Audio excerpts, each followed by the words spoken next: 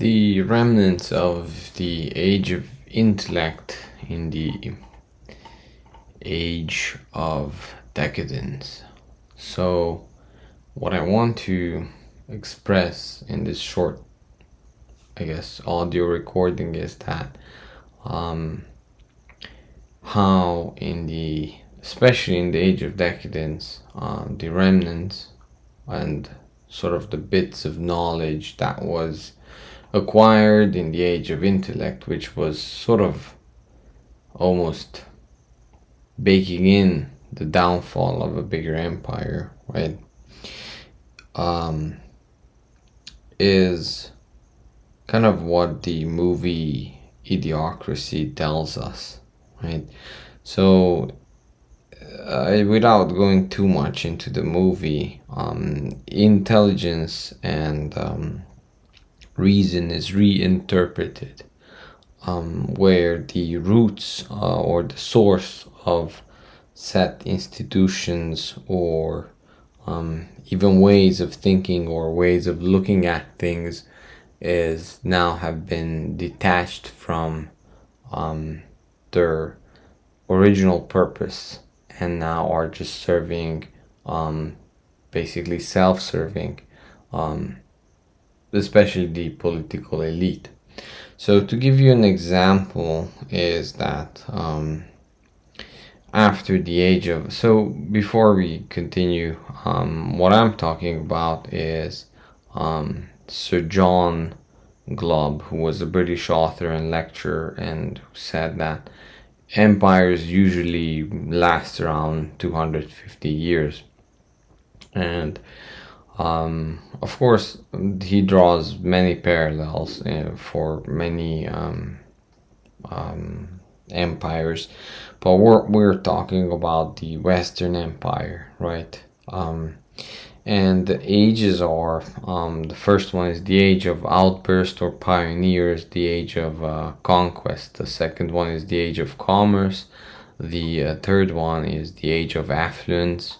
Then the fourth one is the age of intellect or age of reason. And then goes the age of decadence, and the sixth stage is the age of decline and collapse.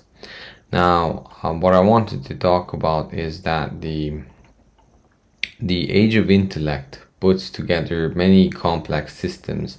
It's even to the degree of where capitalism and capital markets and trading is put together, to the point where even though the basis of that was originating from the age of commerce, the need for it, and the age of affluence brings in to capital markets speculation and thinking that whatever those numbers represent on the screen is actually still true as in the age that they were put together. So the age of intellect thinks that just because you happen to own numbers on the screen, which used to translate to actual resources in the previous age, now the people who are making the calls, who are put on pedestals, are former scientists, former economists, and we all listen to all their wise words on how to run our own lives, right? Well, soon that is becoming more and more perverse in the age of decadence, where these people are mixed in with famous athletes, musicians, and actors, and people think of them as stars. Some people, not giving names out here, but health czars, right, were almost worshipped by some people. And many people, your friends and family, or you yourself, could have fallen to these traps. But the important thing is to realize from a bigger perspective what is happening. So what we want to take a look at is how the systems that were still intact in the age of reasons are falling apart in the age of decadence, right? So the stock market itself, which and the bond market especially, those all had at some point and some meaning to it when they were still functioning. That means people cared about how much debt they have, how much is the ratio of debt to goods produced, right? But then we start adding just indices, indicators, numbers, and then we compare numbers as if they were as true as when they were put together. Just very important, right? The inflation numbers. Well, the inflation numbers, how we detect that now is completely different how we did calculate that just 50 years ago. The same with GDP and these sort of numbers, which makes total sense in an empire or in a country that produces a bunch of stuff, right, and sells it off to other countries. Doesn't necessarily mean too much when you are repairing stuff. So if you dig a hole and you pay $1,000 for that hole to be dug, and you pay someone else another $1,000 for the same hole to be filled in with dirt, the GDP has grown by $2,000, yet you have not achieved anything, right? So that's a famous example, or the broken window stuff. So what economists call the broken window. So what happens in the age of decadence? We're still using these numbers that were put together in previous ages, but now because the scientists, right, we started worshiping scientists or even past scientists. That's why I never really liked like the worshiping or well, not the worshiping, but like putting these scientists all huge pedestals as if they were stars in their own age, right? So what happens is that we can no longer distinguish between generated reality by musicians, actors, but I want to especially put emphasis on scientists, economists, and all of that sort of stuff. So in the age of decadence, what happens is that and towards the end of it anyway, we will have to realize that these indices are completely broken and they no longer serve the purpose.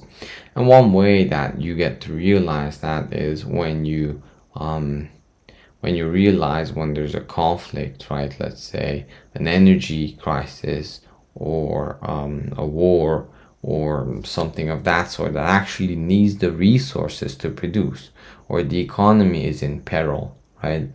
You actually need the physical resources, and those are not the same as just indices, right? Securitizing something and selling it for the next guy doesn't mean you actually have those resources. So what happens in these cases that the empire wakes up that basically it has no clothes. It has no clothes at all. Just owning wheat ETF, thinking, and I fall into this trap as well, so I'm not like trying to put myself on the pedestal, but thinking that owning a wheat ETF, right, will be able to kind of offset inflation is true only to the degree that you won't actually need the wheat, right? Because wheat and wheat ETF is completely different, right? I have used many of these tools to kind of offset, the food bill and other stuff for my family.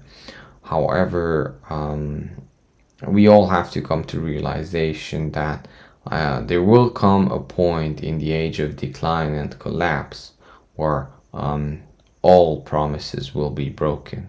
All promises will be broken.